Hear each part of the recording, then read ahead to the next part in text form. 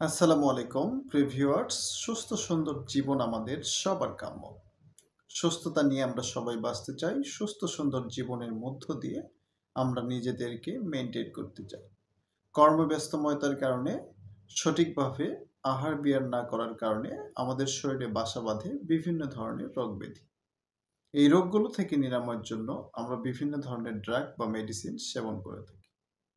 বরাবরের মতো আজকে আসুন ভেষজে বাঁচি পর্ব 6-এ আজকের আলোচ্য বিষয় ইউরিনারি ডিসঅর্ডার বা প্রমেহ রোগ। তো প্রমেহ রোগটি কেন হয় আমাদের শরীরে, কি কারণে বাসা বাঁধে, এর কারণ লক্ষণ এবং according to Ayurvedic medical science অনুসারে ঘরোয়া পদ্ধতিতে কোন কোন ভেষজ সেবনের মধ্য দিয়ে আমরা রোগটিকে নিরাময় করতে পারবো সে বিষয় নিয়ে আজকের হেলথ টিপস। তো আশা করি সবাই সঙ্গেই থাকবেন। তো প্রথমে আমরা জেনে নেই প্রমেহ বা ইউরিনারি ডিসঅর্ডার রোগটি কি। অধিক পরিমাণে বারবার ঘোলা ঘোলা মূত্র নিঃসরণ বা ত্যাগ করাকে প্রমেহ রোগ বলে। এটি মূত্রাশয়জাত একটি রোগ বা আমাদের বস্তিগত একটি রোগ। প্রমেহ রোগটি কি কারণে আমাদের শরীরে বাসা বাঁধে বা এর ইটিওলজি বা কারণগুলো কি? পরিশ্রমের কাজ না করে সারাদিন বসে থাকা, দিনের বেলায় অতিরিক্ত মাত্রায় ঘুমানো, জলজ প্রাণীর মাংস ভক্ষণ করা, মূত্র বেগ বৃদ্ধি পায় এমন খাবারগুলো অধিক মাত্রায় ভক্ষণ করা, দুধ, দধি, গুড় এই খাবারগুলো অধিক মাত্রায় গ্রহণ করা বা মেদ বৃদ্ধিকারক বা কফ বৃদ্ধিকারক খাবারগুলো অতিরিক্ত মাত্রায় ভক্ষণ করলে প্রমেহ রোগে একজন পেশেন্ট আক্রান্ত হতে পারে।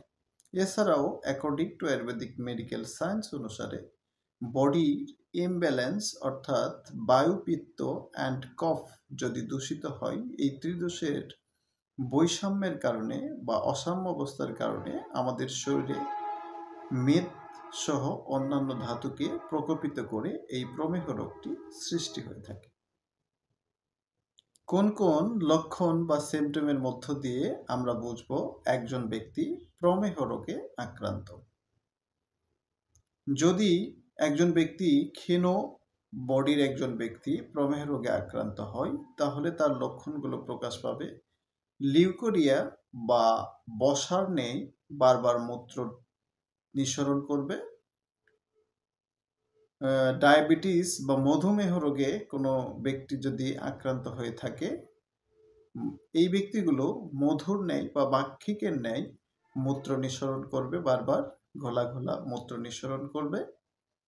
মজ্জা নিঃসৃত অর্থাৎ আমাদের দেহের যে মজ্জা রয়েছে, এই মজ্জার ন্যায় বারবার মূত্র নিঃসরণ করবে একজন ক্ষীণ বডির বা খিটখিটে বডির একজন পেশেন্ট।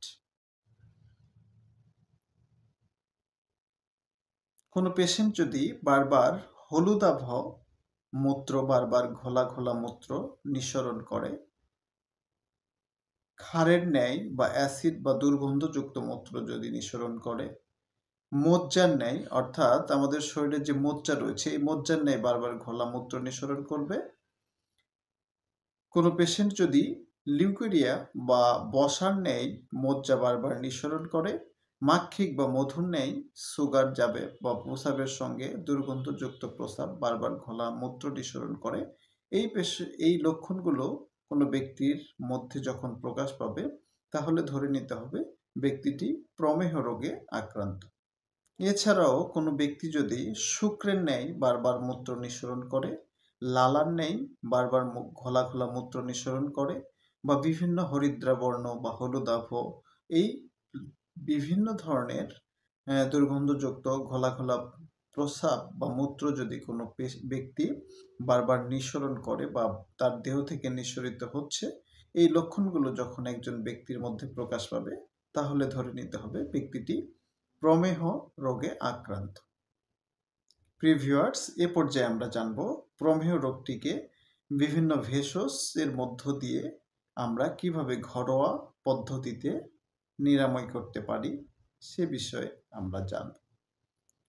প্রত্যহ সকালে কোনো ব্যক্তি বা প্রমেহ রোগে আক্রান্ত একজন পেশেন্ট প্রত্যহ সকালে শতমূলীর রসের সাথে কাঁচা দুধ মিক্সচার করে যদি সেবন করে থাকে, তাহলে তার প্রস্রাবের জ্বালাপোড়া থেকে বা প্রমেহ রোগ থেকে সে নিরাময় পাবে। গোলঞ্চের রস, মধুসহ কোনো পেশেন্ট যদি সেবন করে থাকে প্রত্যহ সকাল বিকাল, তাহলে সে প্রমেহ রোগ থেকে নিরাময় পাবে। এছাড়া কোনো পেশেন্ট যদি মধু, হলুদ এবং আমলকির রস একত্রে মিক্সার করে বা ব্লেন্ডারে মিক্স করে যদি প্রত্যহ সকাল বিকাল সেবন করে থাকে, তাহলে সে প্রমেহ রোগ থেকে নিরাময় পাবে। প্রত্যহ সকালে কাবাব চিনি চূর্ণ কোনো পেশেন্ট যদি সেবন করে থাকে, তাহলে সে প্রমেহ রোগ থেকে নিরাময় পেতে পারে। প্রতিদিন সকালে কোনো পেশেন্ট বা প্রমেহ রোগে আক্রান্ত ব্যক্তি যদি পলাশ ফুল এবং মধুসহ সেবন করে থাকে সকাল বিকাল, তাহলে সে প্রমেহ রোগ থেকে নিরাময় পাবে। প্রিয় ভিউয়ার্স, এতক্ষণ আমরা জানলাম প্রমেহ রোগটি কি কি কারণে হয় এবং প্রমেহ রোগটি কি, এর কারণ লক্ষণ এবং ঘরোয়া যে হার্বস বা ড্রাগ বা মেডিসিনের মধ্য দিয়ে সেবন করলে এই রোগটি নিরাময় হয়, সে বিষয়ে এতক্ষণ আমরা আজকের সেশনে জানলাম। পরবর্তী সেশনগুলো ভিডিও পেতে বা পরবর্তী টিপস পেতে আপনারা আমার চ্যানেলের সঙ্গেই থাকুন এবং লাইক, কমেন্ট এবং সাবস্ক্রাইব করতে ভুলবেন না। সবাই ভালো থাকুন, সুস্থ থাকুন। আল্লাহ হাফেজ।